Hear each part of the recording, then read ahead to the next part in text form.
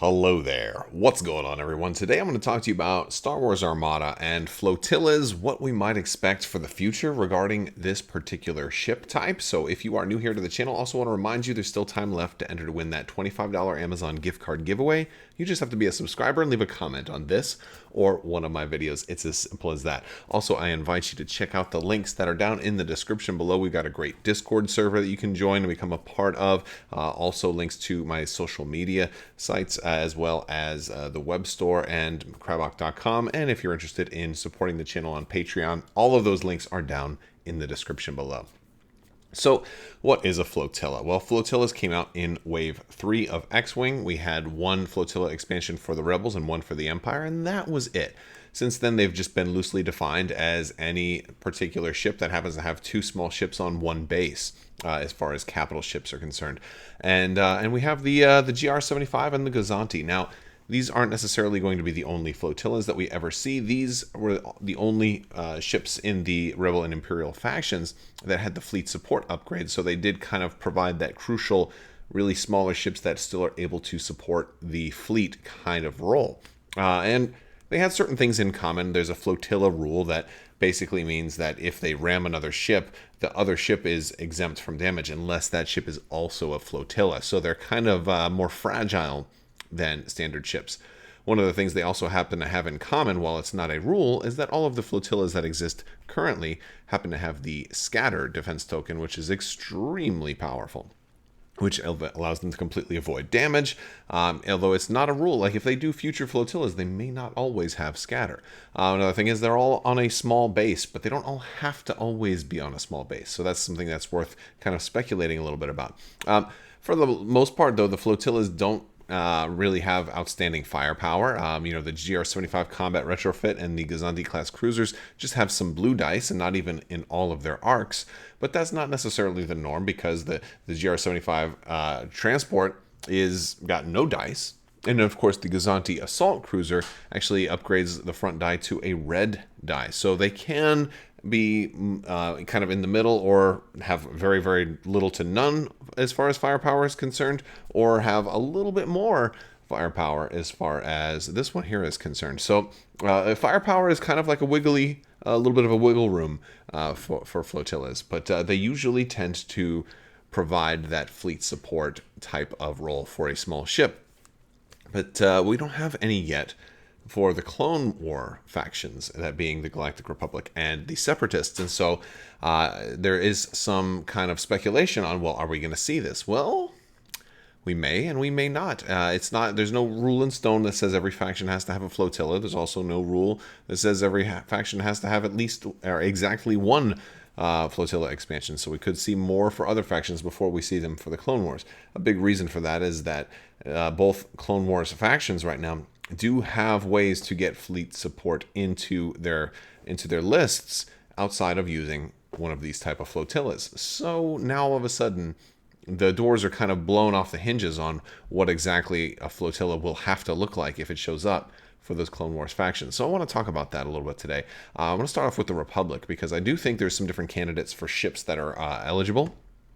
And the first one I want to talk about is, you might remember this ship from Episode 1, as well as, I think this appeared in the Clone Wars a little bit. This is the CSS-01 Corellian Star Shuttle. Now, this one it seems like it's about the same size as the GR-75. It's definitely referred to as having a really strong hull and abnormally strong shields. So I feel like this would be a very up-armored type of flotilla for the Republic, but it's also not being described as having any guns. So this one kind of reminds me in many ways like the GR-75, but it's, like any ship in Star Wars, it could potentially have a combat retrofit version of a shuttle like this, and so it would be it would be a great way to have an objective grabber type of ship, because that's basically one of the things that a flotilla can do. Instead of just supporting the fleet, it can also be out there to try to accomplish the mission by getting people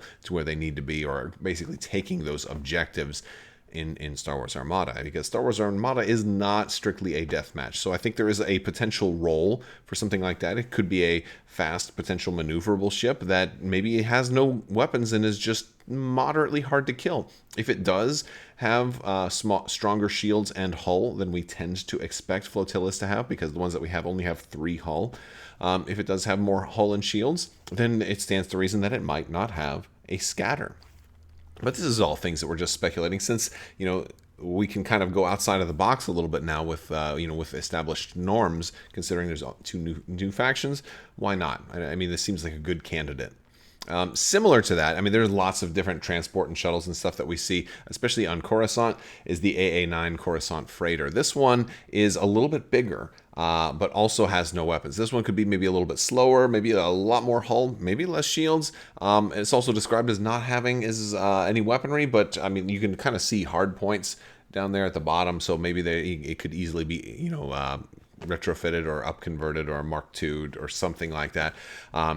It's a possibility. I believe this was the ship that Anakin and Padme took in Episode 2. So, that's another thing about them, is they're kind of recognizable. And this one actually looks kind of cool because it's kind of got Boba Fett's face on the front of the shuttle, which is kind of cool. I don't know if we're going to see 2 completely different types of flotillas for the Republic. I'd probably say the Corellian Star Shuttle before this one. Also, that CSS Corellian Star Shuttle, by the way, this one actually showed up in X-Wing as a token, an objective token. I mean, it was like the size of an X-Wing, and that's clearly a lot bigger than an X-Wing.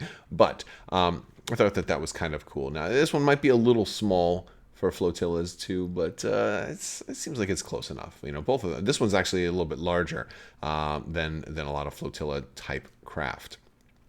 Okay, so what about the Separatists? Because they are in play also, and they don't have as many shuttles on screens in the films, at least of the size we're talking about, because don't forget, if it's much smaller, then it could just be a squadron or an irregular squadron. Like the Millennium Falcon is not a flotilla, it's an irregular squadron. The YT-2400s, a lot of freighters and a lot of smaller ships that can have a crew of, like between 2 and 20, aren't necessarily going to be big enough to justify being on a flotilla. Although, granted, they certainly could do that. The Republic could have a flotilla that, maybe they change the rule and it doesn't have to be exactly 2 ships. Maybe the Republic will get a flotilla that's like 4 lats on a small base.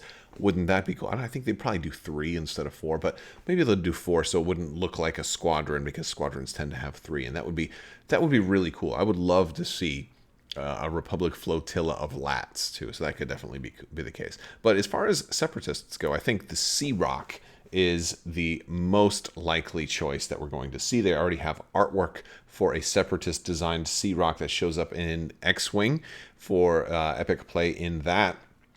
And the Sea-Rock is it's basically like it's in the Gazanti family, and so the size is right. They wouldn't even have to do that much work on the sculpt. They'd have to change the sculpt a little bit, but the basic ship design is already there. It's already well known.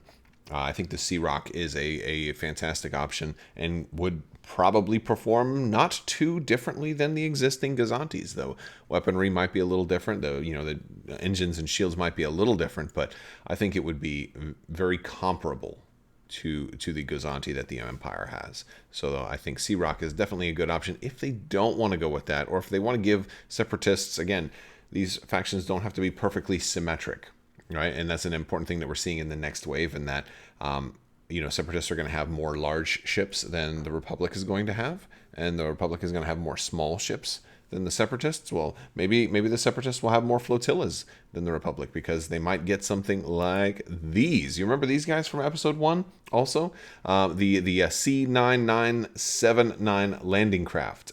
These are actually kind of on the borderline of what might, they might be a little too big to be flotillas, because they're really, really wide, right?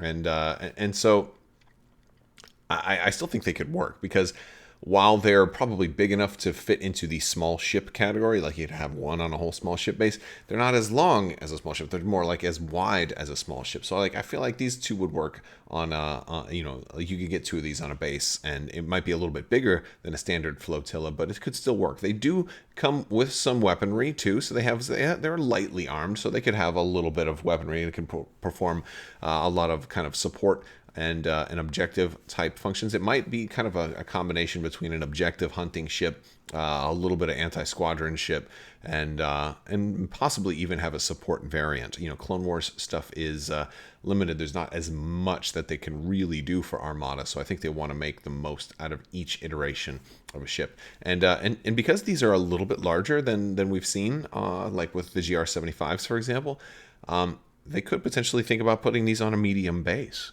You know, you could have two of these on a single medium base, and that would kind of justify having like maybe larger ship miniatures. But and that would be really interesting because you now have a medium base ship that's still fragile that could get rammed by a small ship and take damage, but the small ship doesn't. You know, it's like there's a lot of really interesting things about that. But I think there's a lot of doors they could open with something like this. It's pretty cool.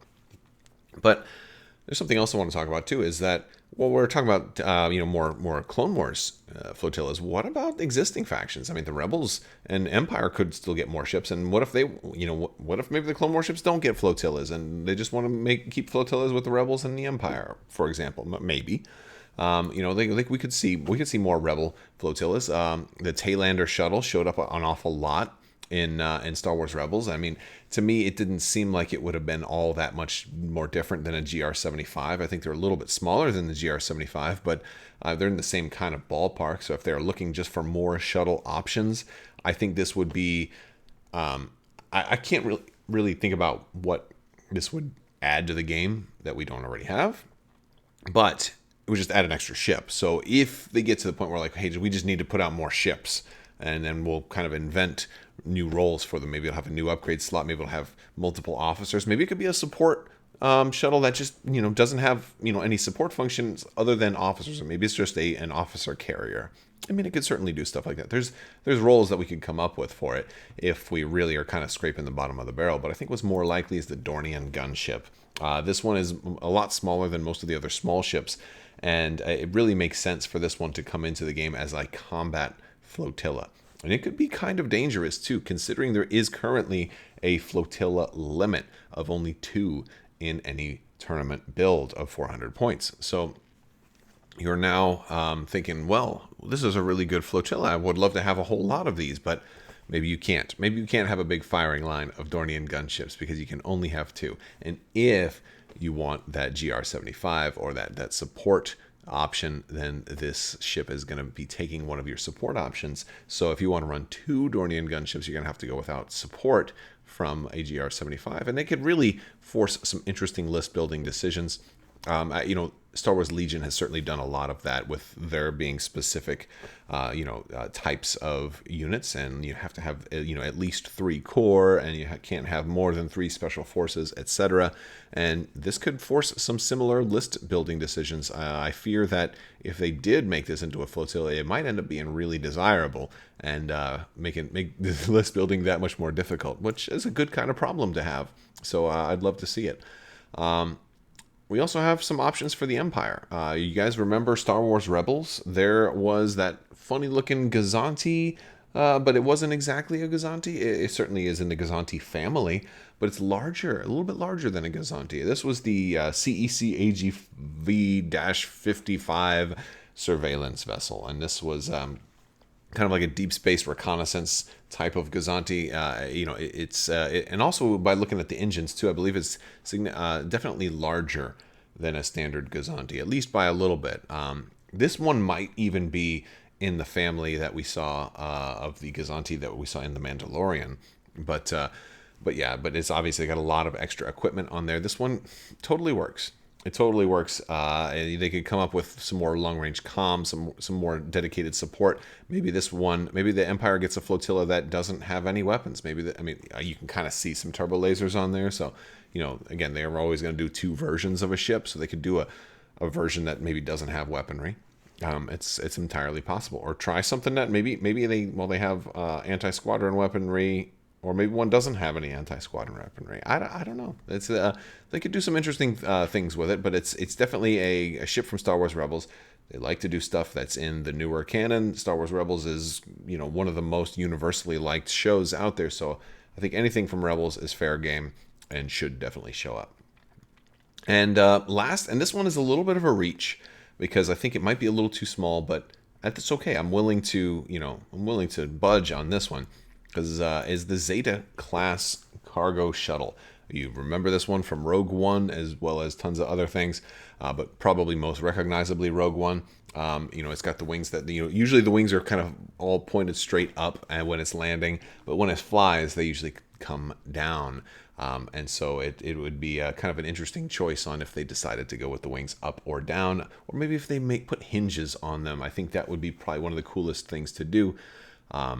Because what I'd love is if you had two of these on a base on Armada, I'd love to have them down. But if you got too close to another ship and like they were bumping, then you want to put them up, right? Like that's what we always used to do with the Lambda class shuttle and X-wing. You put them up when you can, but you put them down when you got the room. But if you're getting too close to everybody else, put those wings up and have a good time.